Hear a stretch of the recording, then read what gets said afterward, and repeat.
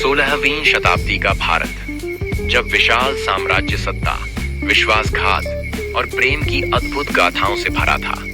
यह कहानी है मेवाड़ के वीर राजा विक्रम सिंह और कन्नौज की सुंदर राजकुमारी रत्नावती की, जिनका प्रेम संघर्ष और साजिशों के बीच परखा गया।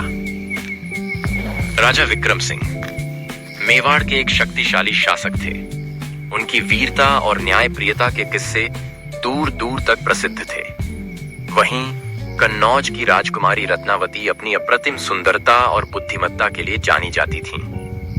राजा विक्रम सिंह और रत्नावती की पहली मुलाकात कन्नौज के एक उत्सव में हुई थी। जब राजा अपने मित्र कन्नौज नरेश से मिलने आए तो पहली ही नजर में वे रत्नावती के सौंदर्य पर मोहित हो गए। रत्नावती भी राजा की वीरता से प्रभावित थीं। दोनों के बीच धीरे धीरे प्रेम पनपने लगा, लेकिन किस्मत को यह स्वीकार नहीं था। कन्नौज की सेना के प्रधान सेनापति रणधीर सिंह, जो स्वयं रत्नावती से विवाह करना चाहते थे, इस प्रेम को पनपने नहीं देना चाहते थे। उन्होंने रत्नावती के पिता को यह विश्वास दिलाया कि राजा विक्रम सिंह से विवाह करने पर राज्य के लिए संकट उत्पन्न हो सकता है। राजा विक्रम सिंह जब कन्नौज में रत्नावती का हाथ मांगने पहुंचे, तब कन्नौज नरेश ने उनका प्रस्ताव ठुकरा दिया और कहा कि रत्नावती का विवाह किसी अन्य राजकुमार से किया जाएगा। यह सुनकर राजा क्रोधित हो उठे, लेकिन उन्होंने अपनी प्रतिष्ठा बनाए रखी और शांत रहे। रत्नावती को महल में कैद कर दिया गया ताकि वह विक्रम सिंह से संपर्क न कर सके, लेकिन प्रेम की शक्ति हर दीवार को तोड़ सकती है। रत्नावती ने अपने एक विश्वास पात्र दासिये के माध्यम से राजा विक्रम सिंह को पत्र भेजना शुरू किया। पत्रों में लिखा था कि वह केवल उनसे प्रेम करती हैं और कोई भी उन्हें अलग नहीं कर सकता। एक दिन रत्नावती को पता चला कि उनका विवाह जबरन मगध के राजकुमार से तय कर दिया गया है। उन्होंने विक्रम सिंह को एक अंतिम पत्र भेजा। यदि आप मुझसे सच्चा प्रेम करते हैं तो मुझे बचा लीजिए, वरना मेरी आत्मा सदा भटकती रहेगी। राजा विक्रम सिंह को यह पत्र मिलते ही वे अपने सैनिकों के साथ कन्नौज की ओर निकल पड़े। लेकिन इससे पहले कि वे रत्नावती तक पहुंचते, रणधीर सिंह को उनके योजनाओं की भनक लग गई और उसने एक घातक चाल चली। रणधीर सिंह ने कन्नौज नरेश से कहा कि राजा विक्रम सिंह उनके राज्य पर हमला करने आ रहे हैं, जबकि असलियत यह थी कि राजा केवल रत्नावती को बचाने जा रहे थे।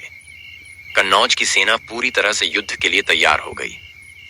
जब राजा विक्रम सिंह अपनी सेना के साथ पहुंचे तो उन्हें विशाल सेना का सामना करना पड़ा। दोनों ओर से घमासान युद्ध हुआ। राजा विक्रम सिंह ने रणधीर सिंह को परास्त कर दिया, लेकिन अंततः वह स्वयं घायल हो गए। उधर रत्नावती ने जब युद्ध की खबर सुनी तो वह महल से भाग निकली और विक्रम सिंह के पास पहुंची। उन्होंने उन्हें अपनी बाहों में लिया और कहा, आपके बिना मेरा जीवन अधूरा है। राजा विक्रम सिंह की आंखों में प्रेम था। उन्होंने कहा, मुझे खेद है कि मैं तुम्हें महल से पहले नहीं ले जा सका, लेकिन मेरे हृदय में तुम्हारे लिए हमेशा स्थान रहेगा।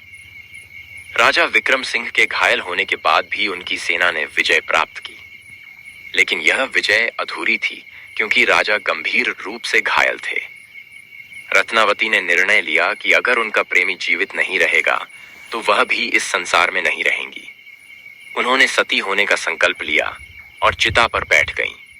जैसे ही अग्नि प्रज्वलित हुई, राजा ने अंतिम बार उनकी ओर देखा और उनकी आंखों में सुकून था, एक सुकून कि उनका प्रेम अमर हो गया। इस प्रकार राजा विक्रम सिंह और रत्नावती की प्रेम कहानी इतिहास के पन्नों में अमर हो गई, जहां प्यार, युद्ध और साजिशों के बीच उनकी आत्माओं का मिलन हुआ। इस कहानी से यह सीख मिलती है कि सच्चा प्रेम हर बाधा को पार कर सकता है, लेकिन कभी कभी परिस्थितियां प्रेमियों को अलग कर देती हैं। फिर भी प्रेम का बल इतना महान होता है कि वह युगों युग तक लोगों की यादों में जीवित रहता है। प्रेम का दीप भले ही बुझ जाए, लेकिन उसकी रोशनी कभी फीकी नहीं पड़ती। अगर यह वीडियो आप लोगों को अच्छा लगे तो कृपया इस चैनल को सब्सक्राइब करें और वीडियो को लाइक एवं शेयर करें।